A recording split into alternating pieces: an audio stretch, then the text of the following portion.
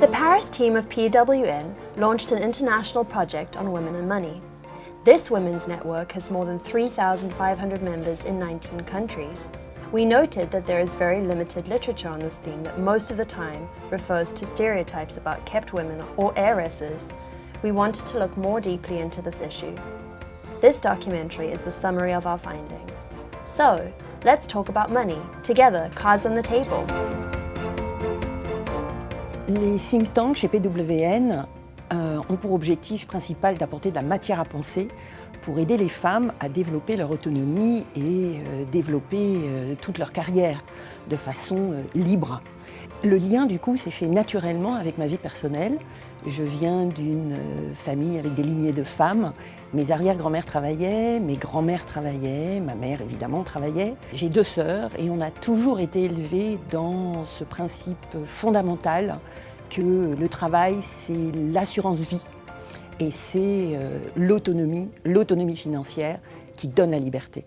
J'ai souhaité participer à ce projet Women and Money parce que l'expérience de ma vie a fait qu'à un moment donné, j'ai été amenée à me poser des questions. Un de ces événements était par exemple que pendant mes études, j'ai gagné mon argent en tant que joueuse professionnelle de volley-ball. Et je me suis vite aperçue que les garçons qui jouaient au même niveau que nous, qui remplissaient aussi bien les salles que nous, gagnaient quand même nettement mieux leur vie. Quand j'ai vu que le projet Women and Money était annoncé, je me suis dit ça c'est pour moi parce que c'est pas vraiment mon sujet préféré et je n'ai pas eu l'éducation pour parler d'argent et pour moi ça a toujours été une question. Donc je me suis dit c'est le moment, les enfants sont grands, j'ai plus de temps, je vais m'occuper de mes affaires mieux et peut-être que c'est le moment aussi de penser à mon avenir. Donc je me suis dit on va y aller à fond et parler d'argent. Bear in mind that the history of women having their own money is a fairly recent one. It was only 50 years ago in France that women obtained the right to open a bank account in their own name without their husband's authorization. Laurence Beckman wrote her thesis on couples and money. She gives us some initial insights on this issue. Les femmes ont toujours été exclues de l'argent. Dès l'industrialisation, elles sont associées à la sphère privée et les hommes au travail de production. Et en fait, ce sont les hommes qui vont exclure les femmes de l'argent. Les réformateurs, les ouvriers salariés vont se battre pour que les femmes n'accèdent pas à ce salariat. Donc ils vont développer tout un ensemble de notions comme la notion de salaire familial. L'argent gagné par les hommes est un salaire familial, il est central, il a une valeur suprême, on ne le touche pas. Alors que du côté des femmes, l'argent des femmes est un salaire d'appoint, c'est le petit plus, mais ils n'en ont aucun cas fondamental, donc on peut toujours le remettre en question. À cette époque, les hommes vont aussi s'appuyer sur la notion de nature qui lierait les femmes en fait viscéralement à la sphère privée, c'est-à-dire qu'en disant que finalement les femmes étant les seules à pouvoir porter des enfants, elles vont être les responsables de cette sphère privée. Aujourd'hui, l'association des femmes à la sphère privée et des hommes à la sphère professionnelle persiste. Further to these observations, how can we encourage women to discuss an issue as intimate as money? Can philosophy provide a different way of questioning ourselves? Flora Bernard gives us new keys. On a toutes un certain nombre d'évidences ou de préjugés non questionnés sur l'argent. L'argent fait le bonheur, plus je gagne d'argent, plus je pourrais m'acheter de choses matérielles. Le montant que je gagne correspond à ma valeur, par exemple. Voilà, un certain nombre de préjugés qu'on peut avoir sur l'argent. Et le fait de libérer la pensée sur l'argent permet ensuite de libérer la parole sur l'argent.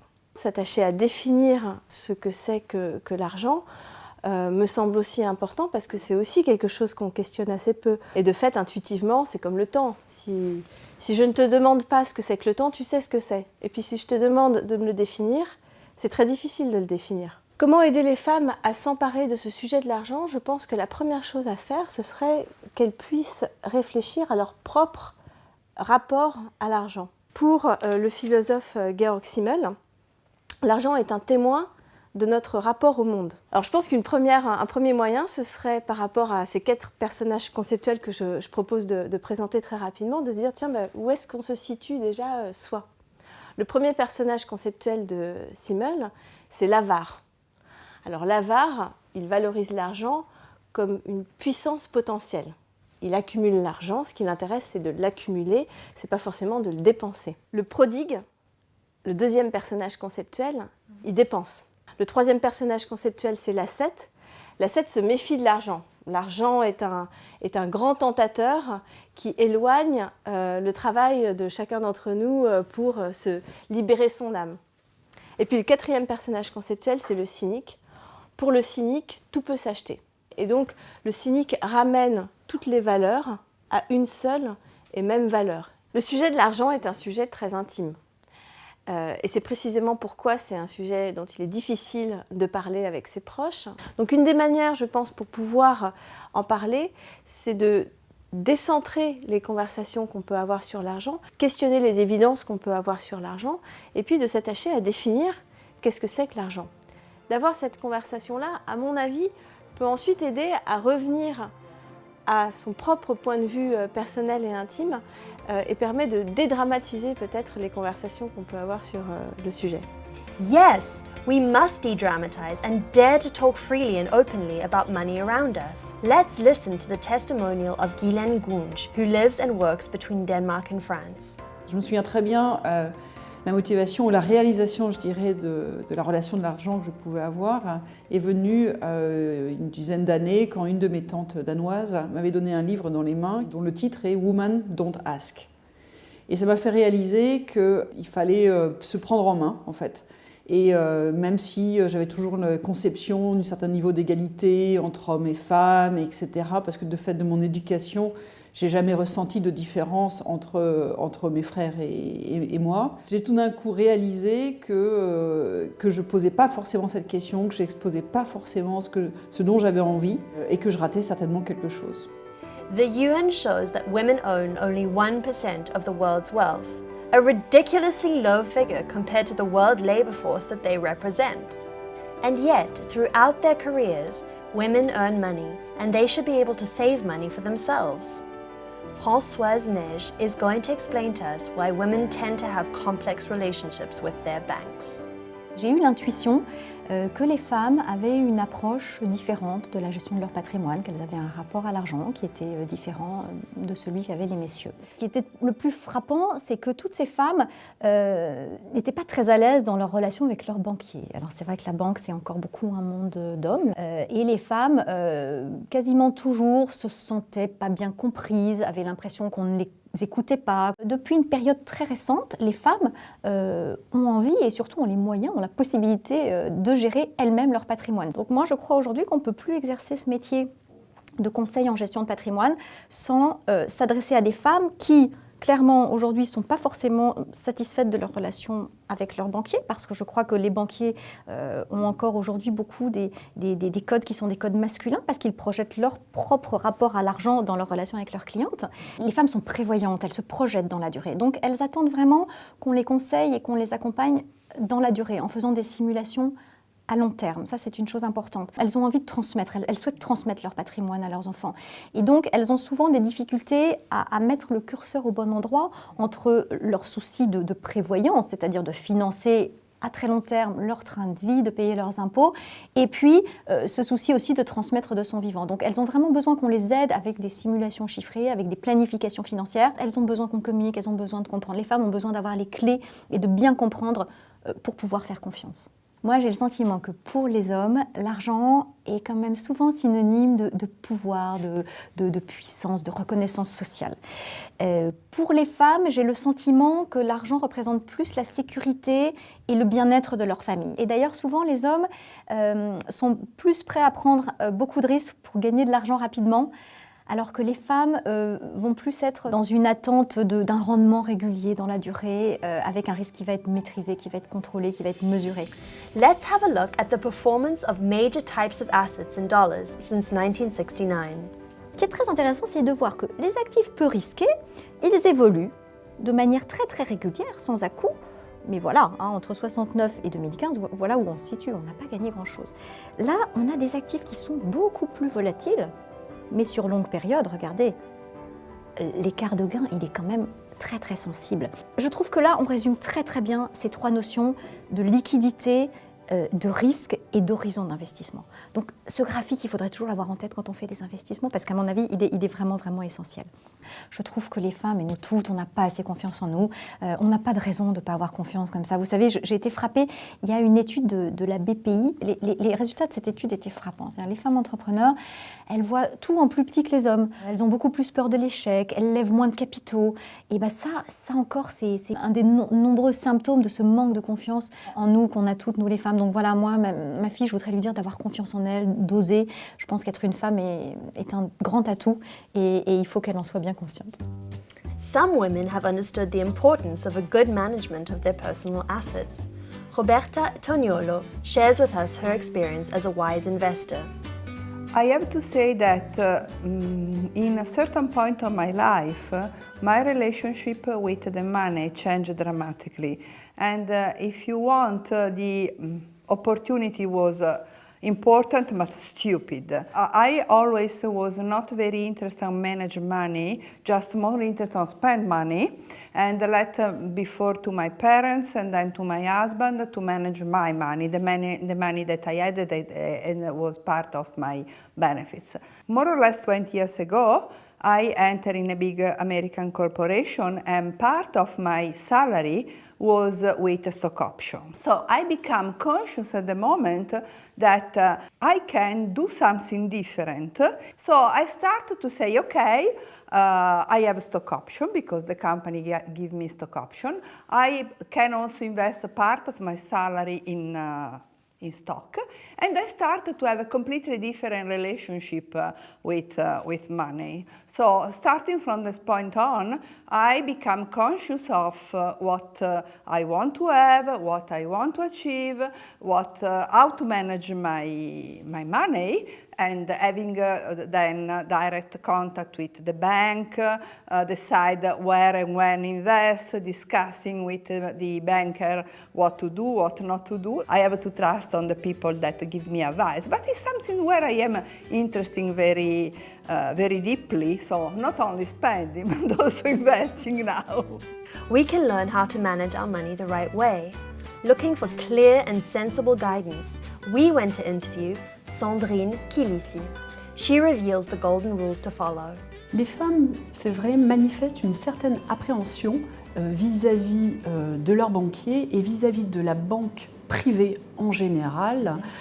Il faut dire que le milieu de la finance est quand même un milieu assez masculin. Alors, fort de ce constat, nous avons décidé d'organiser un certain nombre d'événements, surtout des ateliers, dont l'objet est d'informer les femmes sur tout ce qui a trait au milieu de la finance et à la gestion de patrimoine. Pour une femme qui veut placer des capitaux financiers, en premier lieu, il faut d'abord commencer par définir ses objectifs, définir ses besoins, définir son rapport au risque, en matière de finance c'est très important, mais également définir son horizon de placement. Une fois qu'on a défini tout cela, il va falloir déterminer la manière dont on va structurer son capital.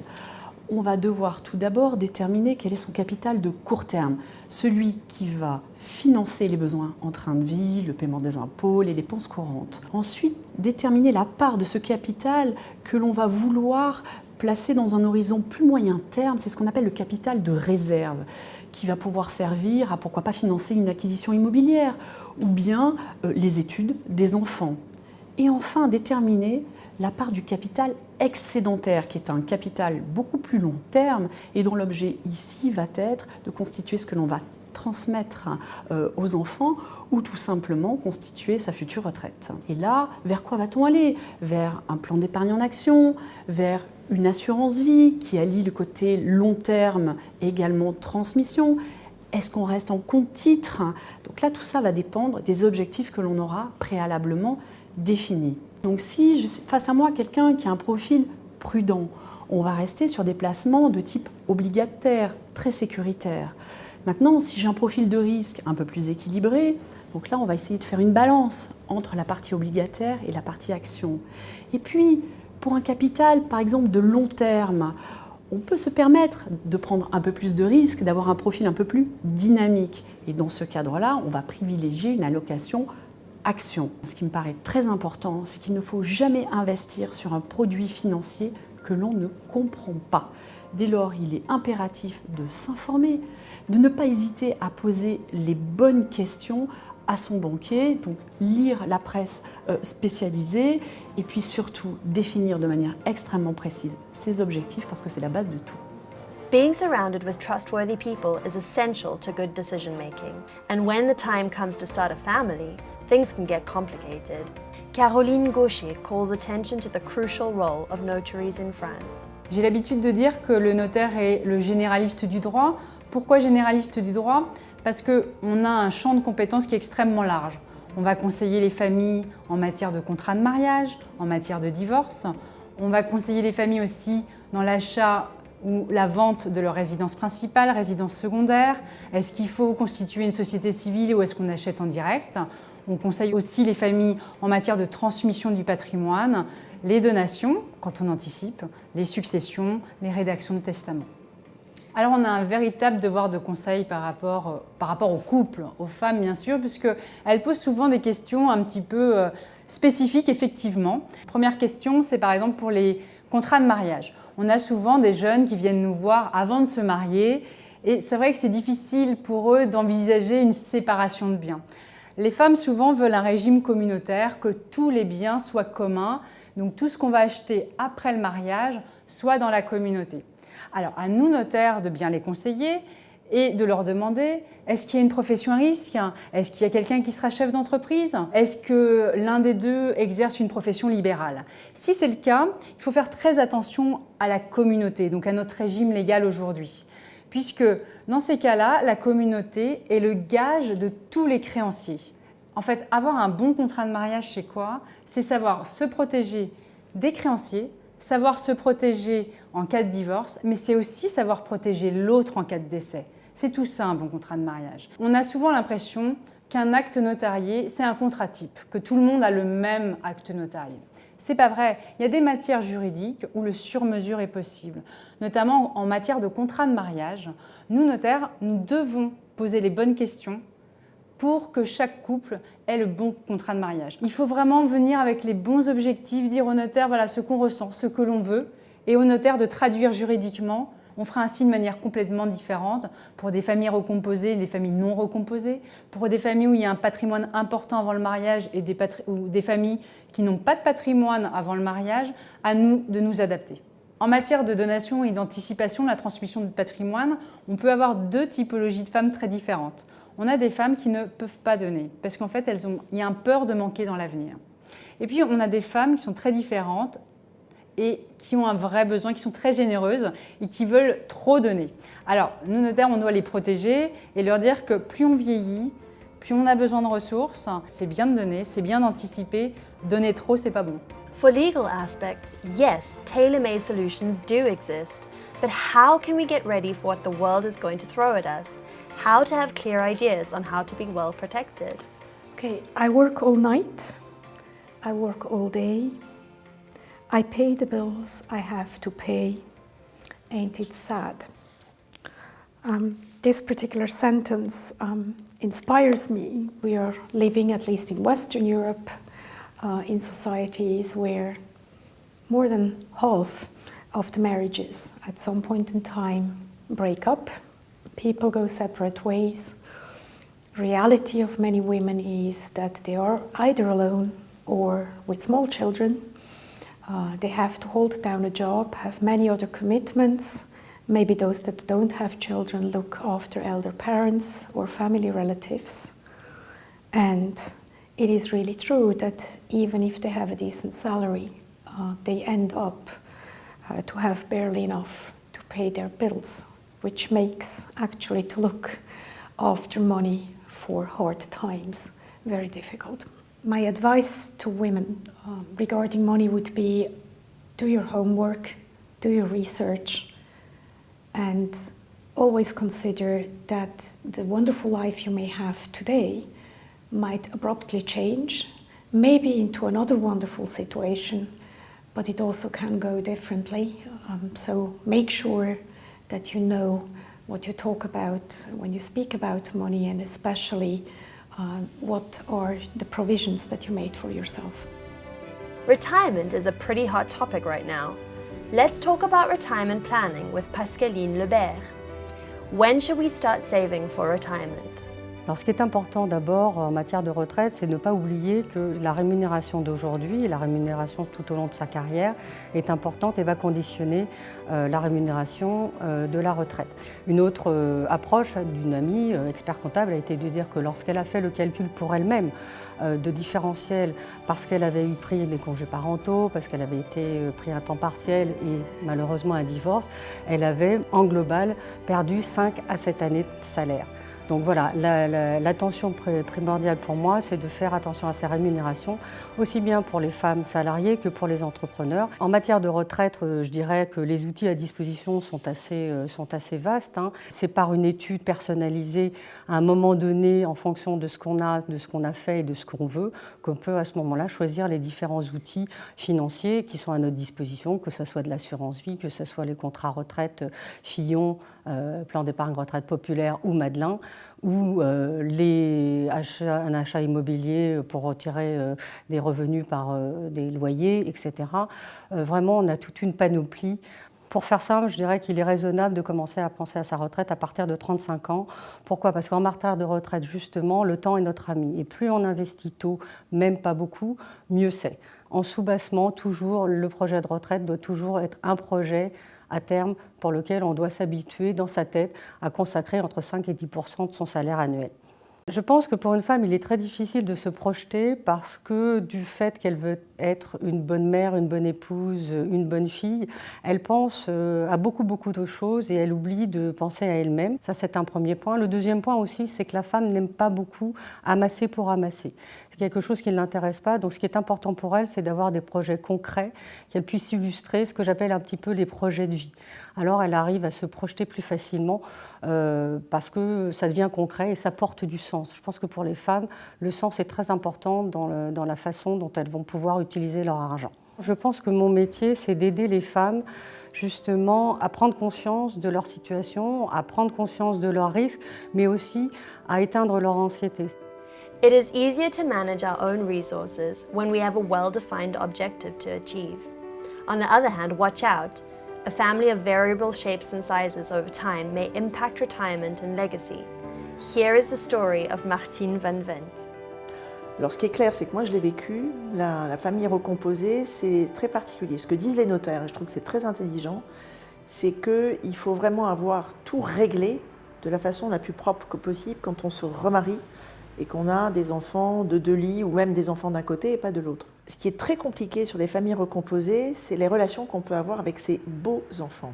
Quand il y a une famille recomposée, il y a forcément un contrat de mariage. Aujourd'hui, je gagne plus d'argent que mon mari et je pense que j'ai un patrimoine qui est tout aussi important que le sien, voire plus gros. Le jour où je vais décéder, mes 2 beaux enfants ne toucheront rien. Alors que ma fille va tout toucher. Donc elle va toucher 1/3 de son père et la totalité de moi. Et je sais que ça va lui poser un problème parce qu'elle considère que c'est injuste. En cas de divorce, la pension de réversion, si une des personnes a eu 2 conjoints, elle est partagée entre les 2 conjoints au prorata du temps de mariage.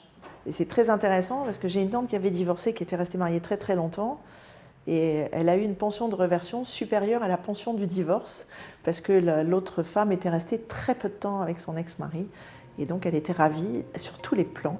Très marrant. To avoid unpleasant surprises, knowing the law and being aware of our rights is a must.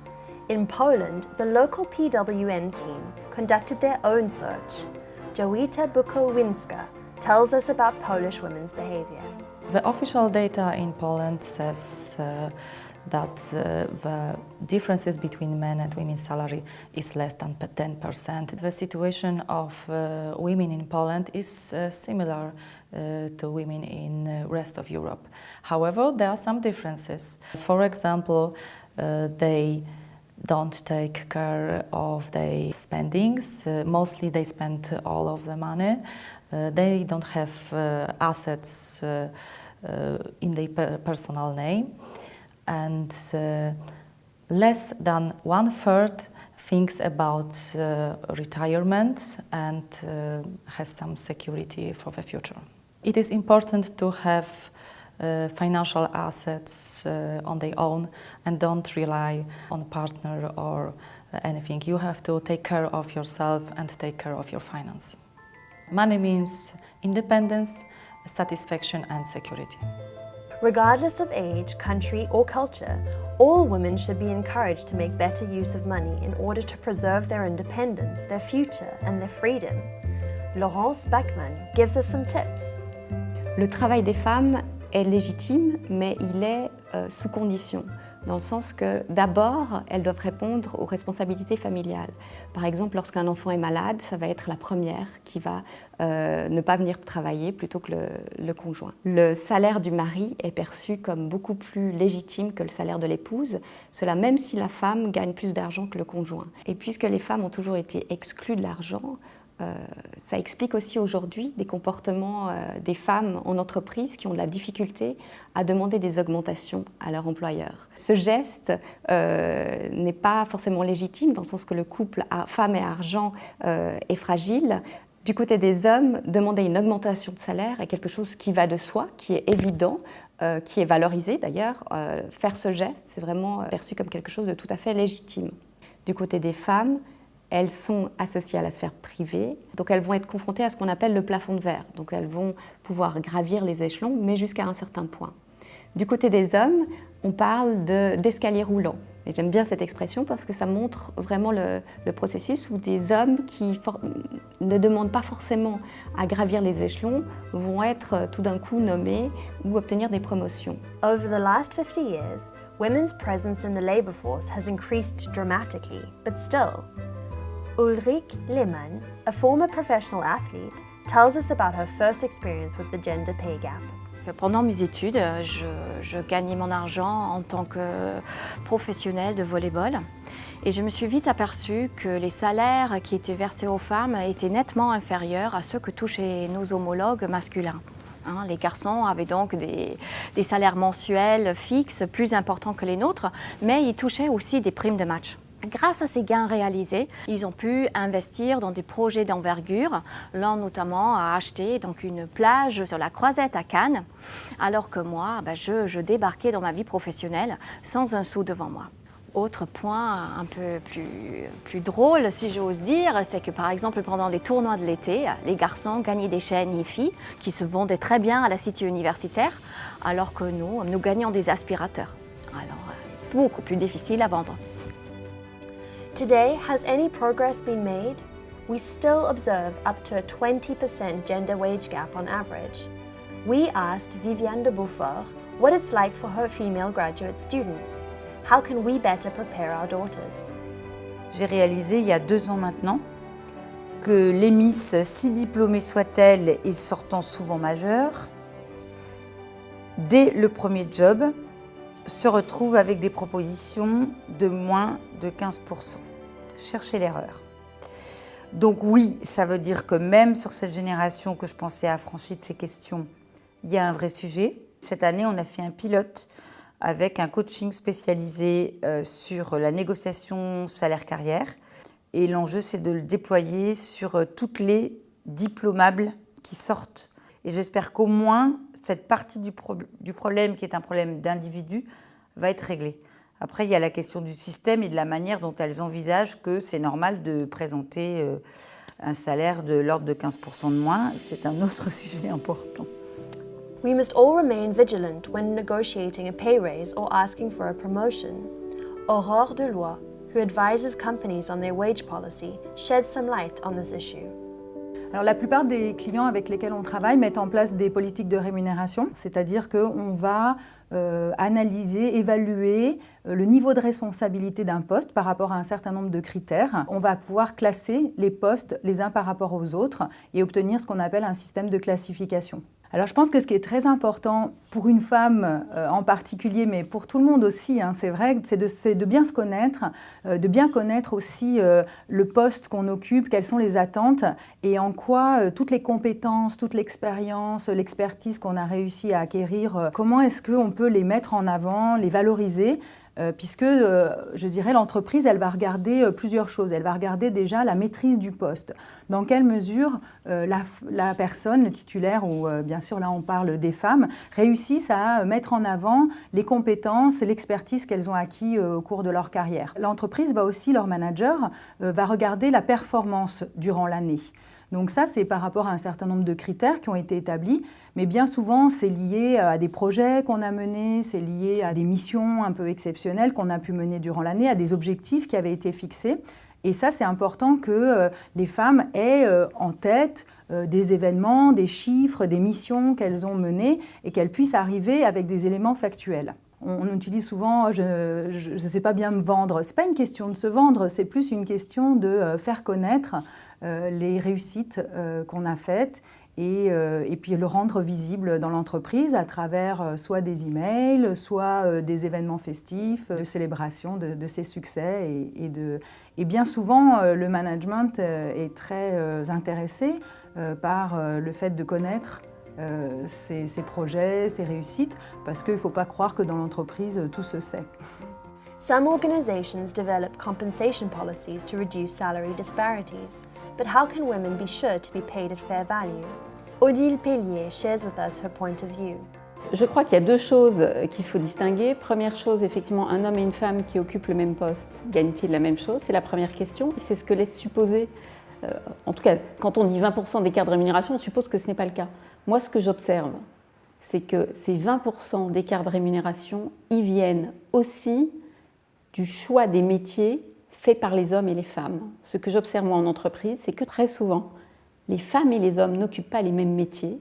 Conséquence directe, ils n'ont pas le même niveau de responsabilité et on voit très bien que ça conduit à des écarts de rémunération. Il faut se dire, si j'ai 20% d'écart de rémunération, d'où vient l'écart? Prendre le temps de l'analyse avant d'en conclure sur une nécessaire différence liée au genre. Par contre, quand il y a différence liée au genre, là, il faut savoir prendre des mesures et je crois que quand même, depuis quelques années, un certain nombre d'entreprises se sont engagées à mettre en place, par exemple, des enveloppes pour réduire ces inégalités. A negotiation is a delicate moment. Odile Pellier's advice is going to help us get the salary we hope for. On aimerait être reconnu sans avoir à le demander.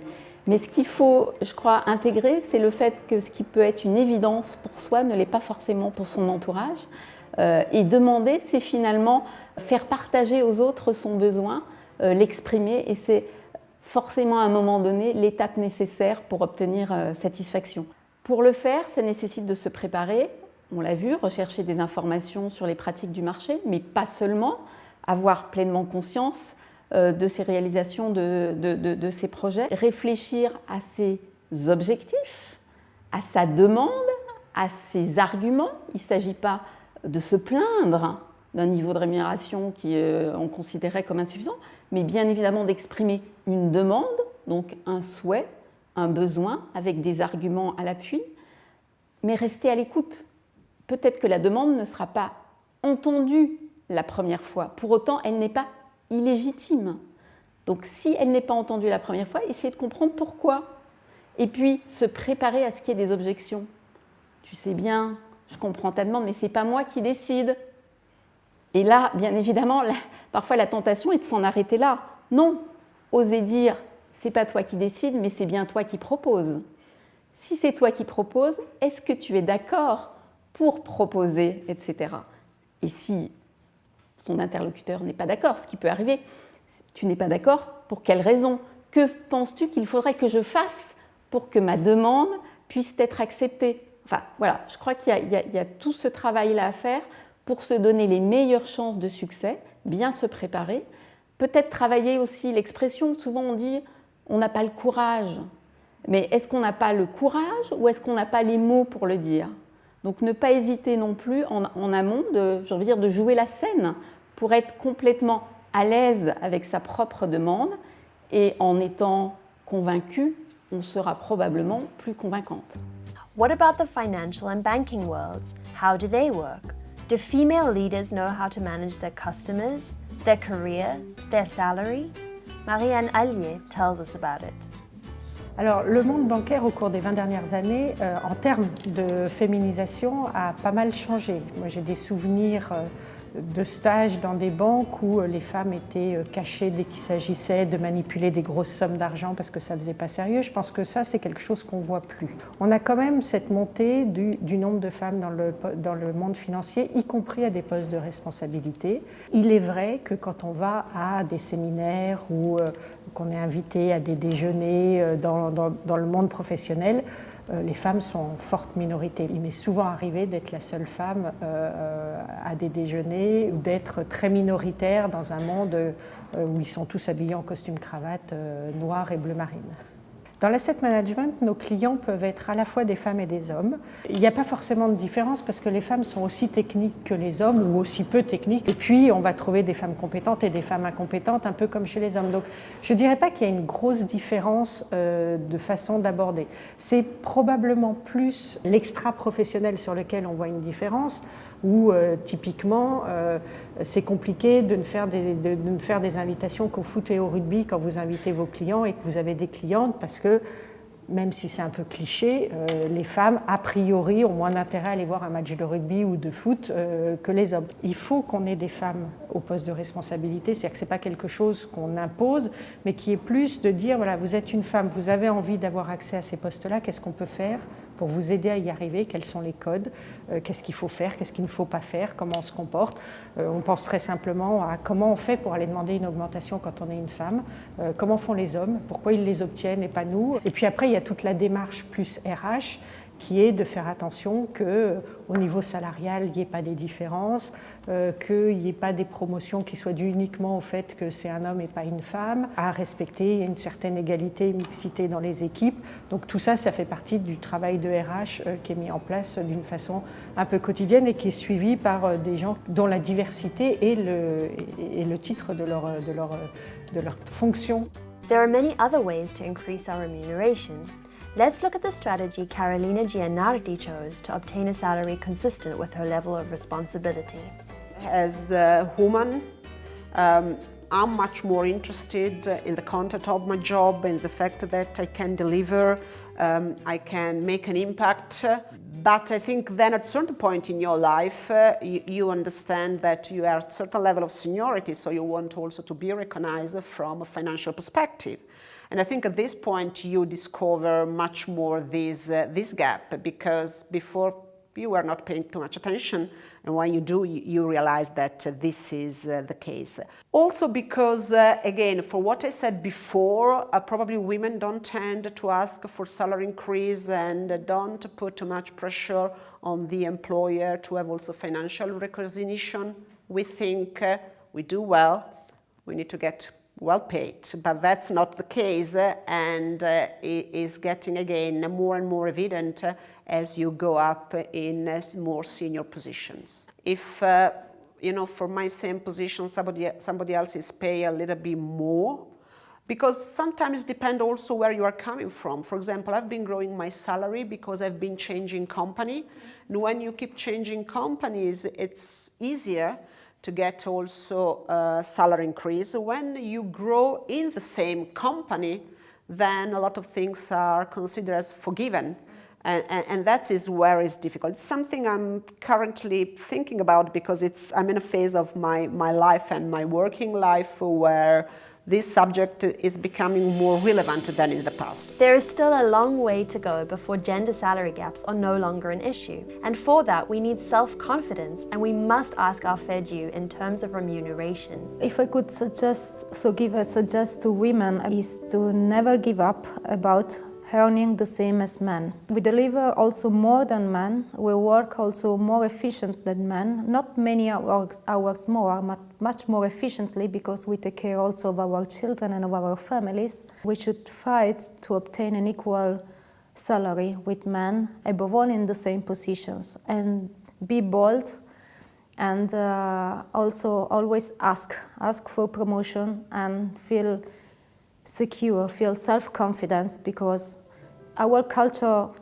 has been a masculine and macho culture for too long, and we have to change the culture now and together. Starting your own business can be an alternative to the salaried position. Sonia Richardson shares with us the experience of her career change from employee to entrepreneur. It was quite a big step because you go from a very safe, let's say, risk-free in terms of financial, the financial perspective place to a slightly more risky place where you need to bring in your own business. However, that never felt to me like it was going to be a big risk. It was something that I felt I should do. And we're now 6 years on, and I'm very happy that I made that choice at that time. So the only thing that really didn't go completely according to my plan when I started my own business was the fact that I became pregnant, which was something that we wanted, but it was slightly faster or quicker than we'd expected. But apart from that, I think everything did go according to plan, and I would say, from a financial perspective, it has only been a beneficial step that I've taken. Our research shows that the female entrepreneur has a specific profile. They have audacity, they stay focused on sales and turnover. Let's discuss it with Evelyne Platnik-Cohen. Alors, en tant que femme, j'ai choisi de créer mon entreprise parce que j'ai eu une carrière assez fulgurante dans un grand compte, sans un gros diplôme, parce que j'avais un bac+2, et donc j'ai vite vu le plafond de verre. Et quand il a fallu changer d'entreprise, en 3 semaines, j'ai compris que c'était mon entreprise que j'allais monter. Vous croyez que ça va aller très vite, mais c'est faux. Ça ne va pas aller vite au départ, mais par contre, il y a un moment donné, vous appuyez sur un bouton et tout ça doit exploser dans le bon sens du terme. Je crois que quand on veut être entrepreneur, il faut qu'on comprenne que la première fonction d'un entrepreneur, c'est une fonction commerciale. Point. Vous avez une expertise, vous avez envie de le faire savoir, vous avez envie de développer, vous l'avez votre expertise. Donc aujourd'hui, il va falloir la vendre. Donc la première chose, c'est est-ce que je suis un bon commercial? Est-ce que je sais vendre? Est-ce que je sais prospecter? Est-ce que je sais aller au-devant de mes clients, de mon réseau? Comment je manipule aujourd'hui tout ce qui tourne autour du social selling, autour du savoir-être, autour de la technique de vente? Et vraiment, le premier conseil que je dis à toutes les femmes et toutes les personnes qui démarrent, est-ce que vous savez vraiment vendre? Et vendre, c'est pas parler. Vendre, ce sont des couches de techniques qui s'apprennent et qui permettent de vous donner des super pouvoirs et de faire du chiffre. To develop your selling skills is essential. Veronique Di Benedetto has always skillfully juggled various employment statuses between employee and entrepreneur. Alors pour avoir une réelle réussite économique, d'abord, il faut le vouloir. Parce que parfois, j'entends des personnes, d'ailleurs hommes ou femmes, qui peuvent être en mode un peu négatif ou plainte, et je ne sens pas chez ces personnes une vraie envie, avoir faim. Moi je dis toujours à mes enfants, il faut que vous ayez faim, il faut que vous vous sentiez dans une contrainte et que ça vous donne envie justement d'aller plus loin. Mais il faut absolument ouvrir son horizon sur d'autres possibilités. Ce que je dis aussi toujours, c'est l'argent, c'est une énergie qui doit circuler. Et moi, toute ma vie, dès que je sentais que ça ronronnait un peu, je me remettais en danger en prenant de nouveaux défis et de nouveaux challenges. J'essayais toujours d'apprendre. Je pense que la curiosité, l'apprentissage est quelque chose de fondamental dans la vie d'aujourd'hui. Et donc, dans ces nouveaux rêves de demain, je souhaite redevenir entrepreneur. Et donc, j'ai un projet de me relancer dans l'entrepreneuriat. J'accepte effectivement une remise en question, de redémarrer différemment, avec une petite équipe, mais avec de grands défis et avec quelque chose qui me redonne un goût du risque beaucoup plus exacerbé, beaucoup plus fort que celui que j'ai vécu sans doute ces dernières années. Les échecs ont été à chaque fois vraiment des leçons de vie extraordinaires et m'ont poussé à aller justement plus loin.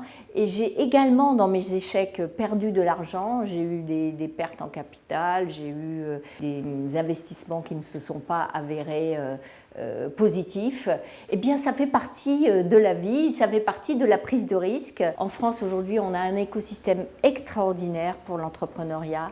On a des incubateurs, des accélérateurs, des banques qui vous accompagnent. On peut trouver des équipes.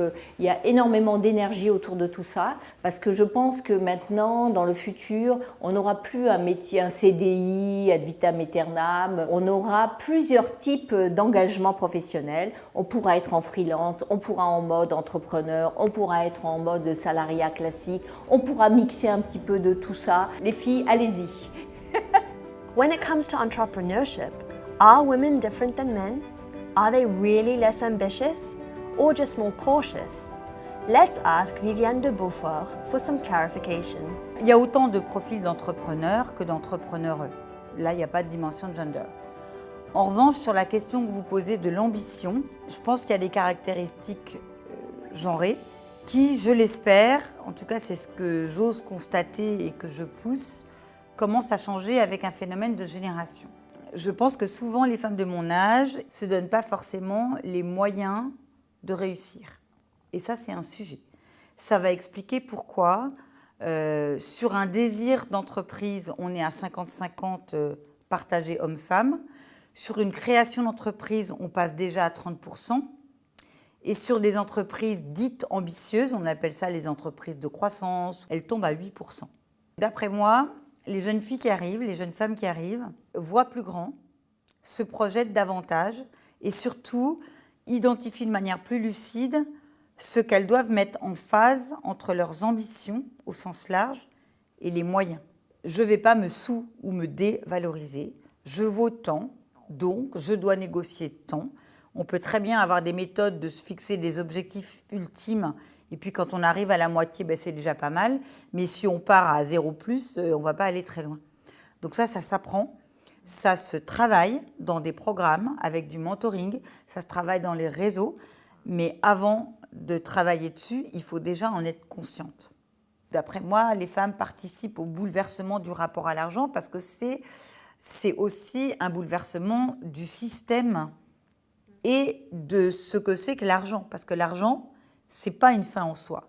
C'est un outil de libération. C'est important. On ne fait pas n'importe quoi pour de l'argent. Women are going to disrupt the system. And yet, not so long ago, it was not so clear-cut.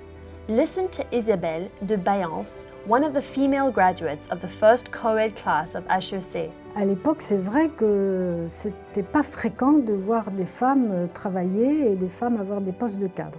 Et quand elles le faisaient, il fallait qu'elles d'abord se préoccupent de leur vie familiale, ensuite elles se préoccupaient de leur travail. Donc j'ai toujours travaillé, j'ai fait plein de choses dans un univers qui n'était pas du tout adapté aux femmes à l'époque puisque j'étais dans la finance et en province. Je me suis rendu compte que de toute façon, j'avais aucun espoir d'avoir un poste de dirigeant dans le monde où j'étais. Je trouvais ça pas très normal de voir des gens qui n'étaient pas forcément mieux que moi prendre les places simplement parce qu'ils étaient des hommes. Je ne sais pas pourquoi, mais à un moment, ça énerve, quoi. Et donc, j'ai créé une première société en 1990 de conseil. Et là, j'ai découvert l'indépendance. Là, j'étais obligée vraiment d'être totalement autonome. C'est moi qui facturais, c'est moi qui devais faire vivre ma petite société.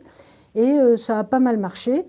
Mais j'ai toujours souffert en fait de ne pas être opérationnelle, parce que quand vous êtes conseil, vous n'êtes pas opérationnel. Et donc je me suis dit, il faut absolument que je prenne des parts dans le capital des jeunes entreprises. Et j'ai monté mon premier fonds d'entrepreneurs, qui était un fonds qui associait des chefs d'entreprise, qui étaient là pour financer et accompagner des jeunes entreprises. C'était un mouvement naissant, mais qui allait persister, et qu'il fallait absolument qu'il y ait des gens pour financer, des petits fonds pour financer ces entreprises naissantes. J'ai réussi à convaincre mes investisseurs parce que ça correspondait à l'époque, c'est encore maintenant, à un vrai besoin.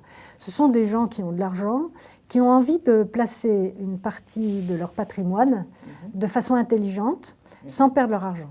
Ils apportent aux entreprises leur savoir-faire, leur réseau, leurs compétences, etc.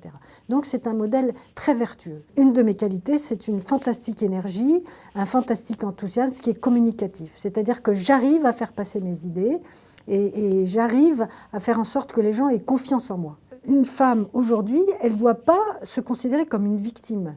Il faut qu'elle se dise qu'elle est comme un homme et qu'elle peut arriver à faire exactement les mêmes choses qu'un homme, sans aucun état d'âme. Et je vais vous donner mon cas actuel. Moi, je suis en train de monter donc, mon Fa dièse 3. J'ai 60 ans et donc j'en ai pour 10 ans. Donc ça veut dire que je m'engage jusqu'à 70 ans. Même pas peur. Ça me fait absolument pas peur. Parce qu'en plus, j'ai autour de moi des gens qui ont tous âges et vraiment... L'âge n'a pas d'importance. Vraiment, aucune importance.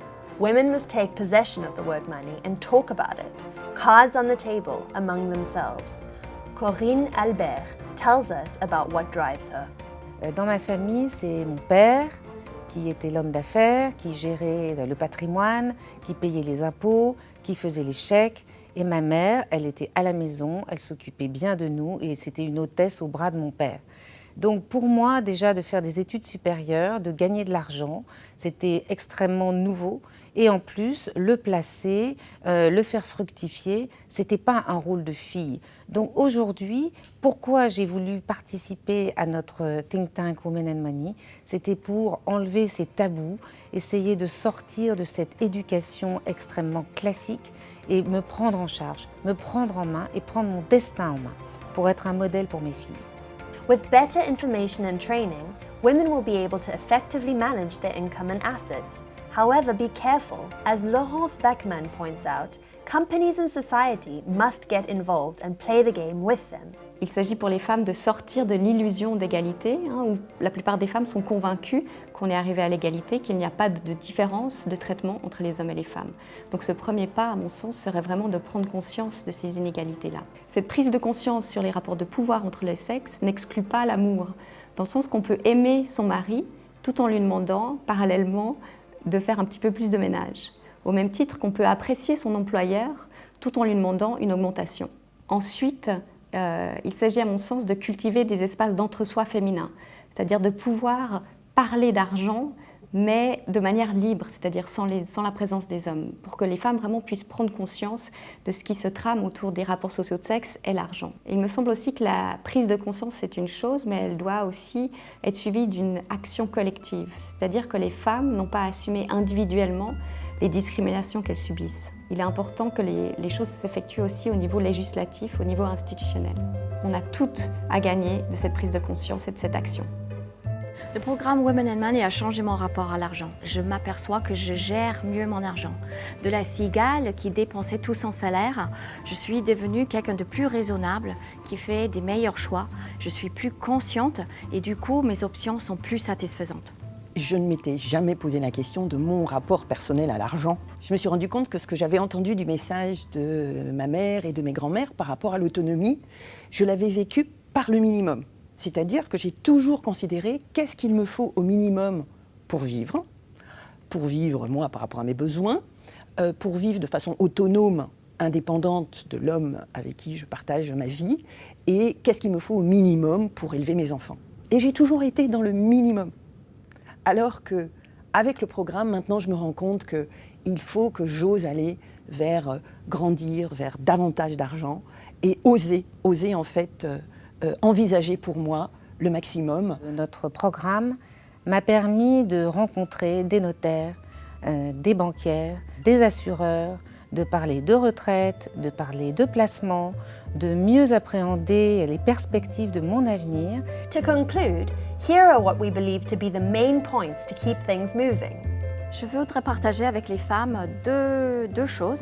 D'une part, notre obsession à vraiment essayer de rendre ce sujet plus fun, plus attirant, pour vraiment prendre la mesure de toutes les options qui s'offrent à nous et pour vraiment choisir les meilleures, celles qui nous conviennent le mieux.